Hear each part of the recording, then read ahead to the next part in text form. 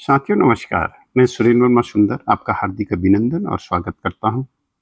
दीपावली महापर्व प्रकाशोत्सव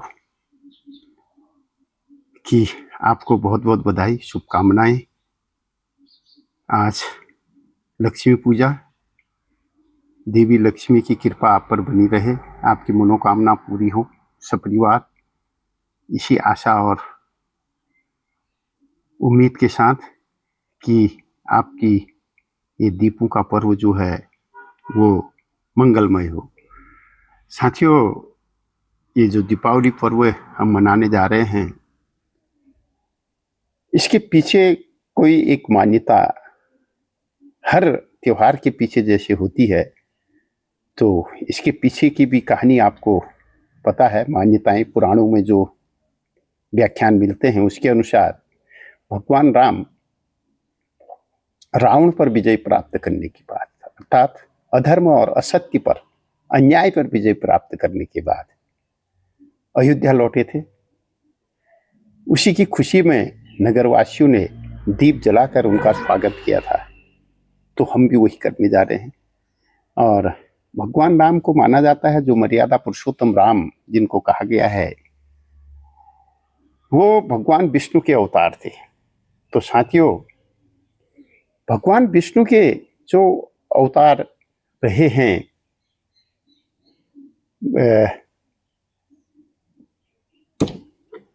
भगवान राम, अगर हम देखें तो पाएंगे कि ये जो अवतार हैं, हमारे पुराणों में जिसकी व्याख्या की गई है वो कितना विज्ञान से मेल खाती है। तो साथियों, धार्मिक आस्था से अगर देखें, जो हमारे पुराण कह रहे हैं, क्या वो विज्ञान भी कहता है या नहीं? अगर कहता है तो कितना सच, कितनी कल्पना, कितना क्या।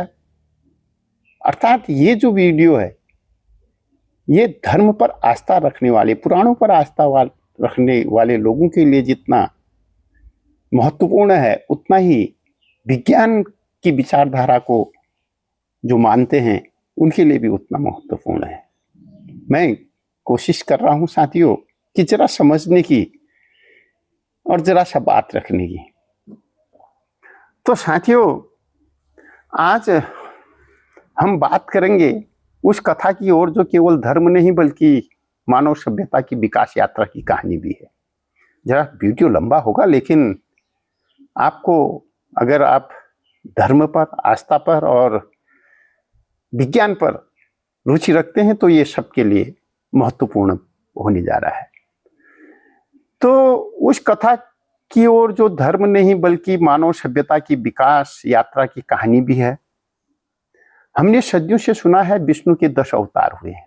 पहला अवतार मत्स्य अवतार, फिर कुर्मु, बरा, नरसिंह, वामन, परशुराम, राम, कृष्ण, बुद्ध और कल्कि। इन 10 रूपों में सृष्टि का संरक्षण हुआ है और धर्म की स्थापना हुई है। जो भी अवतार हुए हैं वो अधर्म इतना बढ़ गया था कि धर्म की स्थापना के लिए यदा यदा ही धर्मस्य, आपने सुना होगा कि पुनर्स्थापना हुई है और अन्याय पर न्याय की विजय हुई है।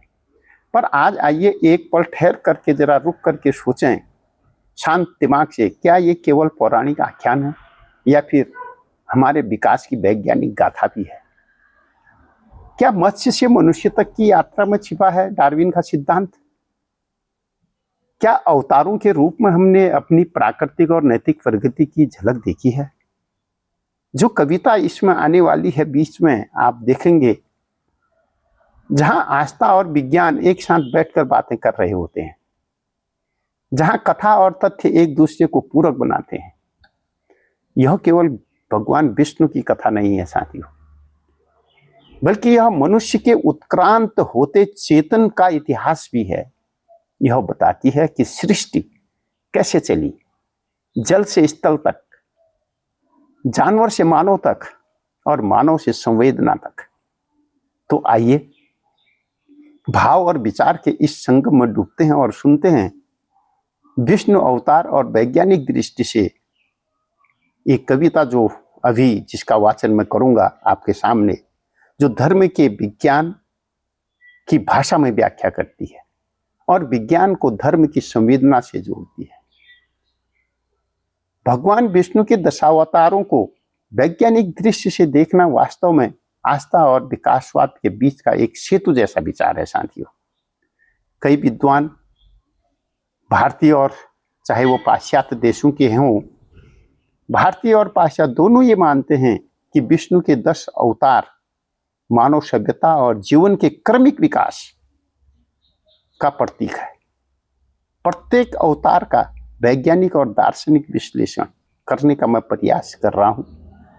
इसमें जो भी त्रुटि हो उसके लिए क्षमा भी चाहता हूं। पहला अवतार जो लिया भगवान विष्णु का, जैसे हमारे पुराणों में मिलता है, मत्स्य अवतार, अर्थात जीवन का आरंभ जल से हुआ और विज्ञान डार्विन का सिद्धांत भी यही कहता है। यह जीवन के आरंभ का प्रतीक है। विज्ञान रूप से भी सबसे पहले जीवन जल से उत्पन्न हुआ साथियों। और हमारे पुराणों में जैसे आख्यान किया है, व्याख्या की गई है, मछली के रूप में जीव पैदा हुआ था। कितनी समानता है। अगर इसका दार्शनिक अर्थ देखें तो सृष्टि की शुरुआत जल से, यह अवतार हमें जीवन का जल से आरंभ की याद दिलाता है। दूसरा अवतार कश्यप अवतार, कछुआ का अवतार, कुर्म अवतार जिसे कहते हैं, कुर्म अवतार। तो इसका वैज्ञानिक दृष्टिकोण देखिए साथियों, जलचर से अर्ध जलचर जीवों की ओर विकास हुआ, अर्थात जलचर से उभयचर की ओर, अर्थात मछलियों से उभयचर की ओर संक्रमण हुआ। अर्थात जो कछुआ था, कुर्म जो था, वो जल और धरती दोनों पर जी सकता था। यह स्थिरता और समर्थन का प्रतीक भी है। देखिए कितना रहस्य छिपा है। तीसरा अवतार जिसको बराह अवतार कहते हैं, वैज्ञानिक दृष्टिकोण देखते हैं, यह भूमि पर रहने वाले स्तनधारी जीवों का विकास का प्रतीक है। अब जीवन केवल जल और उभयचर तक ही, जल और उभयचर तक ही, जमीन तक ही सीमित नहीं रहा। अब वो स्वतंत्र रूप से भूमि पर भी रह सकता था। तो धरती, जिसे हम भूदेवी भी कहते हैं, की रक्षा, जीवन का पृथ्वी से जुड़ना, ये इस बात का प्रतीक है। और इसके बाद जब हम अगला अवतार देखते हैं साथियों, नरसिंह अवतार, फिर अधर्म की रक्षा के लिए। इसका वैज्ञानिक दृष्टिकोण अगर हम देखेंगे, नर और सिंह, अर्थात पशु तो पहले बन गया था, अब धीरे धीरे मनुष्य के रूप में, वो पूरा मनुष्य नहीं बन सकता था, अर्थात आधा मनुष्य आधा पशु सॉरी। यह मानव और पशु के बीच के संक्रमण काल का प्रतीक है, जब वो पूरा न अब पशु है और न पूरा मनुष्य है। तो इस समय आधा पशु और आधा मनुष्य के समान जो प्रजाति थी उसका उदय हुआ, जो इस ओर इशारा करता है कि नरसिंह अवतार हुआ। और इसका दार्शनिक अर्थ देखेंगे तो मनुष्य में पशुता और मानवता का संघर्ष हुआ, क्रूरता और करुणता के बीच की सीमाएं इसका प्रतीक है। अगला अवतार वामन अवतार, अर्थात छोटा, बुद्धि जिसकी छोटी, कम बुद्धि, विकास नहीं हुआ था। वैज्ञानिक दृष्टिकोण देखिए, यह प्राचीन आदिम मनुष्य का प्रतीक है, छोटा, कम विकसित, परंतु बुद्धि का उदय हो रहा है। इसका दार्शनिक अर्थ अगर देखेंगे तो बुद्धि का विकास छोटा रूप पर विशाल विचार है। अगला अवतार देखिए परशुराम, अर्थात जब औजार का युग आ गया। वैज्ञानिक दृष्टिकोण भी देखिए, धीरे धीरे मनुष्य जब यहां तो उसने औजार बनाने शुरू किए, पत्थर के, लकड़ी के, ये इसी का प्रतीक है।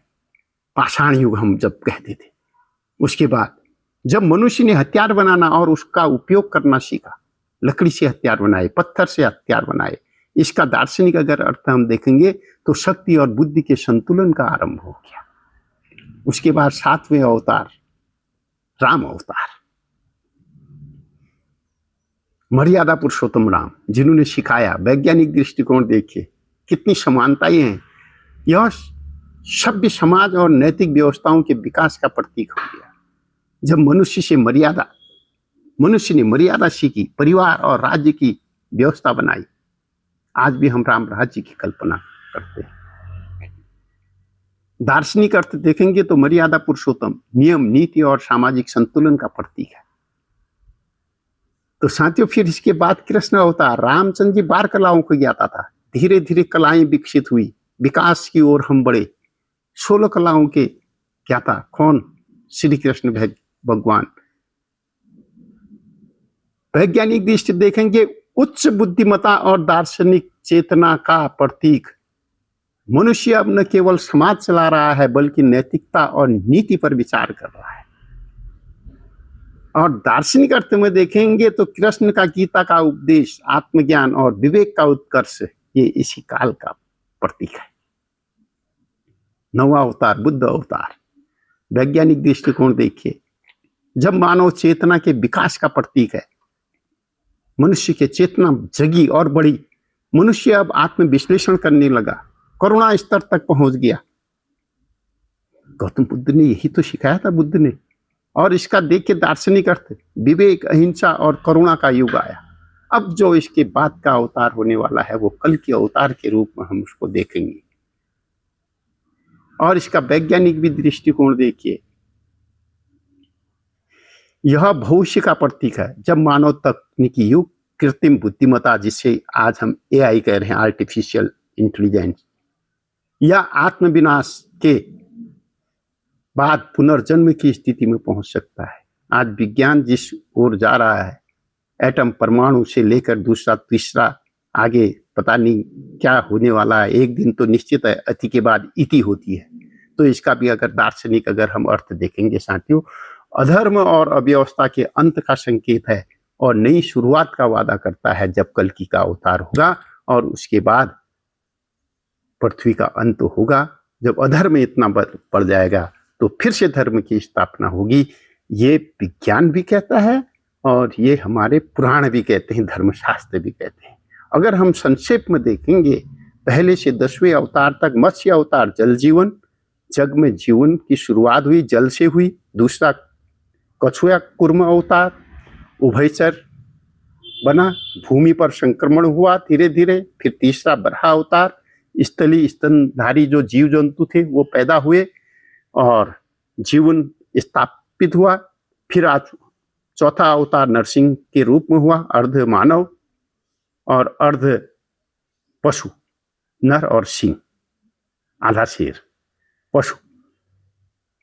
उसके बाद वामन अवतार, आदिम मानव बुद्धि का अंकुर हुआ, छोटा आदमी था, बुद्धि से विवेक से कम था। फिर परशुराम, जब उपकरणों का जो हमारे छठे अवतार थे, उपकरण, औजार बनने लग गए। परशु इसीलिए तो उन्होंने धारण किया था। फिर राम, मर्यादा पुरुषोत्तम, जिन्होंने व्यवस्थाएं बनाई। फिर कृष्ण, बौद्धिक आत्म ज्ञान उन्होंने दिया, मानव दर्शन दिया, नीतियां बनाई। फिर बुद्ध अवतार, आध्यात्मिक, मानव करुणा और आत्मज्ञान। और 10वां जो भविष्य है, उसमें मानव पुनर्निर्माण और पुनर्संतुलन होगा, ऐसा माना जाता है। तो इस पर जो अब ये कविता है, इसको सुनिए और जरूर आपको अच्छी लगेगी। तो विष्णु अवतार जो है वो विकास की यात्रा है साथियों। देखिए अब कैसे हुआ।